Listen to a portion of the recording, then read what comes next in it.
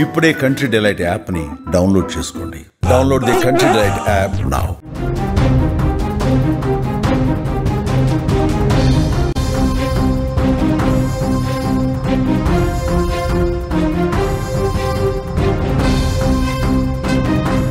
బాల్యంలో అందరితో పాటు సరదాగా ఆడుకోవాల్సిన ఆ చిన్నారులకు కొండంత కష్టం వచ్చింది. బడికెళ్ళి చదువుకోవాల్సిన వారికి బతుకు భారంలా మారింది. అప్పుడు తండ్రి, ఇప్పుడు అమ్మ ఇద్దరూ చనిపోవడంతో పాపం ఆ చిన్నారులు అనాథలుగా మిగిలిపోయారు.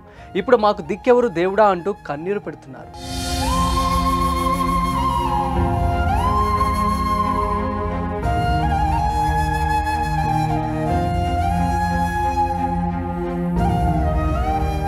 సిద్దిపేట జిల్లా గజ్వేల్ మండలం కొడికండ్ల గ్రామానికి చెందిన మిందే గౌరయ్య, మణిల దంపతులకు రేణుక, విష్ణు సంతానం. దంపతులిద్దరూ నిర్మాణ కూలీలుగా పనిచేస్తూ కుటుంబాన్ని పోషించేవారు.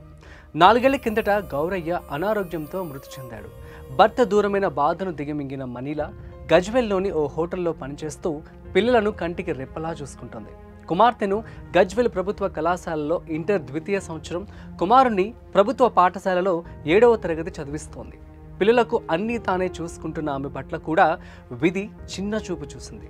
హోటల్లో విధుల్లో ఉండగా నెల రోజుల కిందట విద్యుదాఘాతానికి గురై తీవ్రంగా గాయపడింది. అప్పటి నుంచి హైదరాబాద్లోని గాంధీ ఆసుపత్రిలో చికిత్స పొందుతూ మంగళవారం అర్ధరాత్రి కన్ను మూసింది. అమ్మ కోలుకొని ఇంటికొస్తుందన్న ఆశతో ఉన్న పిల్లలకు ఈ దుర్వార్త శరాఘాతంలా తాకింది. ఉన్న ఒక్క ఆధారము దూరం కావడంతో పిల్లలు కన్నీరు మున్నీరయ్యారు. ఓదార్చేవారు ఎవరూ లేకపోవడంతో గ్రామస్తులు, దూరపు బంధువులు అక్కున చేర్చుకున్నారు. అంత్యక్రియలకు సహకారం అందించారు.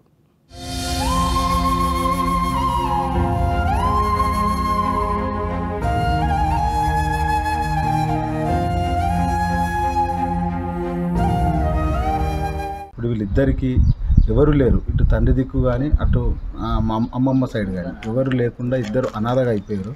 కనీసం ఉండడానికి కూడా వాళ్ళకు ప్రభుత్వం ఒక చిన్న ఇల్లు ఇచ్చింది తప్ప వాళ్ళకు జాగాలు కానీ భూములు కానీ ఎలాంటి లేవు, ఆస్తిపాస్తులు చూడడానికి కూడా బంధువులు కూడా లేని పరిస్థితి ఏర్పడింది.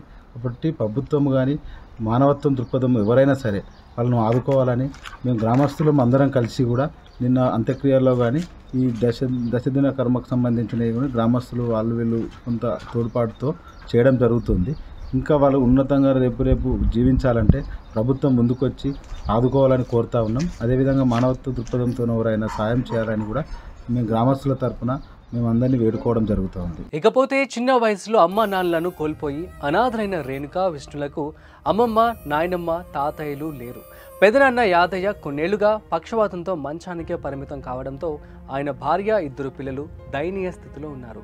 అవివాహితుడైన చిన్నాన్న మీనయ్య కొన్ని రోజులుగా అనారోగ్యంతో బాధపడుతున్నారు. ఆయన్ను చూసేవారే కరువయ్యారు.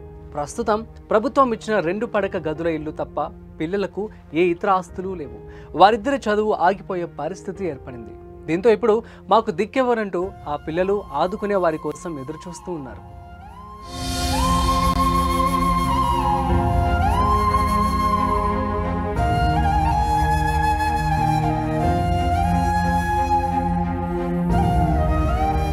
ఆడపిల్ల పేగులన్నీ ఇంటికి పోయినాయి అన్నారు. అందుకని ఇక మా డాడీకి మంచిగా లేక చనిపోయిండు అని మేస్త్రి పని చేసుకుంటూ మళ్ళీ జాదేటోడు. ఇక మా డాడీ చనిపోయాక మా అమ్మ 2 ఇయర్స్ బ్యాక్ కరెంట్ షాక్ వచ్చింది. కరెంట్ షాక్ రాగానే ఆ హోటల్లోనే తోలుకొని మా తమ్ముడు కూడా తోలుకొని గవర్నమెంట్ హాస్పిటల్ తోలుకుపోయినాం. గవర్నమెంట్ హాస్పిటల్ తోలుకోతే ఆడ పట్టదు అన్నారు. అందుకని గాంధీ హాస్పిటల్ తీసుకుపోయినాం. గాంధీ హాస్పిటల్లో నెల రోజులు ఉన్నాం. నెల రోజులు ఉన్నా కానీ మా అమ్మ బతకలేదు, చనిపోయింది. డాక్టర్ ఆమెకు బలం లేదన్నారు. మా అమ్మని చనిపోగానే తీసుకొచ్చిన కానీ ఈడ ఎవ్వరు లేరు మాకు. మా తాత, మా అమ్మమ్మ వాళ్ళు కూడా ఎవ్వరు లేకపోతే సాగు కూడా గ్రామ పంచాయతీ వాళ్ళే చేసిర్రు. మాకు ఎవ్వరు లేక వాళ్ళే చేసిర్రు.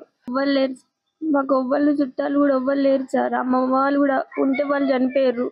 మా మమ్మీకి ఒక అక్క ఉంది సార్. వాళ్ళ అక్క 3 నెలలు కూడా కాలేదు సార్ చనిపోయి. మా మమ్మీ చనిపోయింది.